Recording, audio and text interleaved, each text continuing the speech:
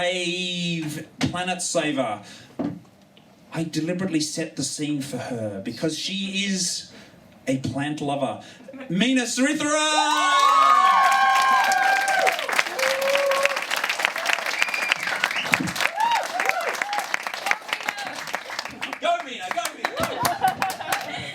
Good evening, everyone. My name is Meena, and I'm a lover of plants, Lord of the Rings, and living that sweet, slow life. Now, living that sweet, slow life basically means I like to do things slowly, whether it be drinking tea, doing yoga, or waiting for the IT department to solve your IT issues successfully. My first big slow realisation is that I love plants. I mean, it took me a good 15 years to realise that I love them. I spent high school growing up pea plants and dissecting them. I was climbing every tree in my line of sight, and I was systematically, thoughtfully, trying to determine what plant could make the best murder weapon towards my sibling Thomas. Sadly, Thomas is still alive to this day. I took too long to deliberate, and now he's a lot taller than I am. Slow can have a downside. I love plants so much that I'm obsessed, and I'm now dedicating my life to studying them by doing a PhD in plant ecology, looking at what makes plants rare and why this makes them so special in ecosystems. You might think that trying to find a rare plant is like trying to find a Liberal politician who cares about the environment. Really, trying to find a rare plant is like trying to determine which of our Liberal politicians is doing their best to ignore the effects of climate change. I love thinking about the complex interactions between plants and what drives them to cause plants to be rare or to common. For instance, is a plant rare because of the superpowers that it possesses, like projectile seed dispersal, for forcefully ejecting their seeds into the unknown in the hopes they may find the light of fruitful lands, like overly excited teenage boys.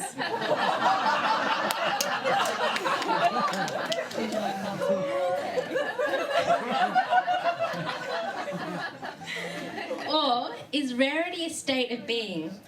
That is a plant rare till something like a wildfire comes through, wiping out all the plant competition and allowing rare plants to survive and thrive from the depths of a fiery hell? It's like imagining if all your friends died and I became your new best friend and I was there everywhere in your life.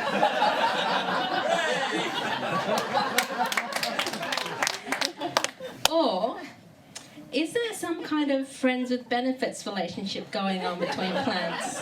You know, the I'll stroke your statement if you do mine kind of gig. I don't judge. Forests are basically just giant plant orgies, like ancient Rome but green. But I digress. PhD research is slow work, and slow work that I love to do. I just know that I can't take as long as Tolkien did to write The Lord of the Rings. 12 years, in fact. But I think those 12 years were definitely worth it, because Tolkien established some really beautiful ideas on friendship, adventure, and the best bit, walking, talking tree friends. Tolkien really captured the magnificence of why I think plants are so fucking awesome. Their humble magnificence, their cunning ingenuity, and their inability to run away from their problems. Like the glorious Ent Treebeard, whose side note is also an advocate for the slow life. Things will go as they will, and there's no need to hurry to meet them. I guess unless it's a PhD deadline. But if there's one slow thing that I can't stand, it's slow city walkers. Those foam zombies who meander from side to side, blocking the entire footpath, seeking instant gratification in the slowest manner possible on Twitter. Hashtag much too slow, hashtag so irritating. Although, at the cost of being a complete hypocrite, in the natural world, I fucking love being a slow walker. In the city, not okay. In nature, fucking awesome.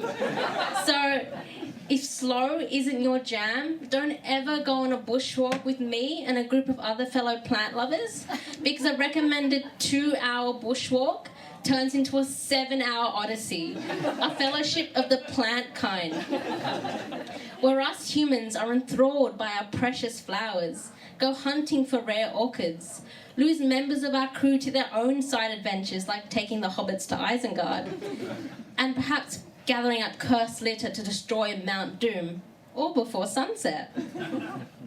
We meander from plant to plant, blocking the entire footpaths, seeking instant gratification by watching blue-banded bees headbang pollinate a flowering bertia. We squat around 20-centimetre tall flowering duck orchids in the hope that we get a really good photo, or are captivated by crane flies being caught on carnivorous plants. I actually have a confession. I have a crush. One of my favourite plants, carnivorous plants, is the forked sundew, the Drosera binata.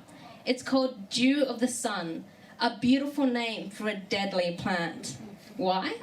Well, this plant is covered in sticky secretions all over its glandular tentacles on its bright red fork-pronged leaves. I just think it's so beautiful to watch bothersome flies getting caught on their glandular tentacles, struggling to make their escape before they slowly come to realise their imminent demise. Too dark? Well, I could sit and watch them all day if I didn't have a PhD to plan around. And did you know that Charles Darwin too was fascinated by the Drosera? He discovered quite a few species of them, and he loved trying to figure out what made them work. But he delayed publishing his thesis on them for 15 years for fear of being considered insane and being potentially locked up. I'm just glad that I can get away with staring at plants for research purposes. I just probably can't delay publishing my thesis for 15 years. That would not make my supervisors very happy, nor my parents. I do think there are plants that grow a lot faster than us slow walkers. For instance, do you know that certain species of bamboo can grow up to 1 metre in a day? Which, actually, when you think about it, one of the slowest moving animals known to humankind, the adult giant panda, seems to be eating one of the fastest growing plants also known to humankind. Like, is the zen-ness of pandas and their mellowness due to the fact that they're eating bamboo all day? Or is the secret to living that sweet, slow life being surrounded by plants 24/7? Baby pandas, not my cup of tea. Frustratingly fast and annoying little buggers. Adult pandas, on the other hand, are so slow and mellow, they probably give us slow city walkers a sluggish sit for their money. You just better hope there's no bamboo-eating bone zombies on my city streets anytime soon. Or perhaps a slow, plant-related murder may occur on a street near you. Unless, what if we put more plants in and around our city streets so that everybody would be captivated by the beauty of the plant world? I mean, then I wouldn't be so annoyed by the slow walkers because everybody would become a slow walker.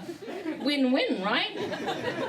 Oh my gosh, I would be planting so many native Australian species in and around our city streets. I'd start off with plants like acacia decurrens and other golden mottles with their bright yellow pom-pom-like flowers that would surely brighten your day.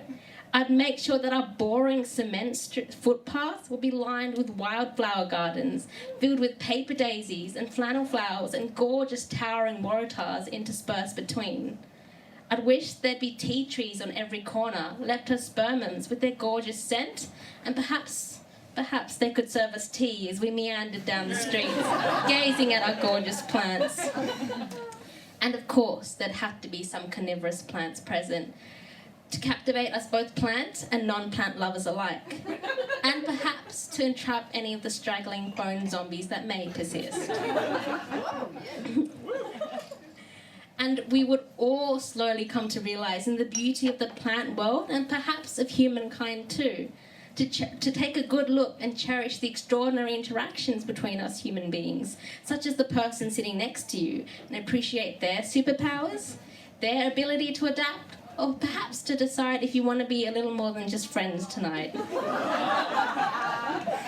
I'd hope that we'd all come to appreciate the extraordinary interactions between us, like on a bar like this on a Sunday night. I think I may have slowly realised some of the answers to my PhD questions, and perhaps life itself. Thank you and good night.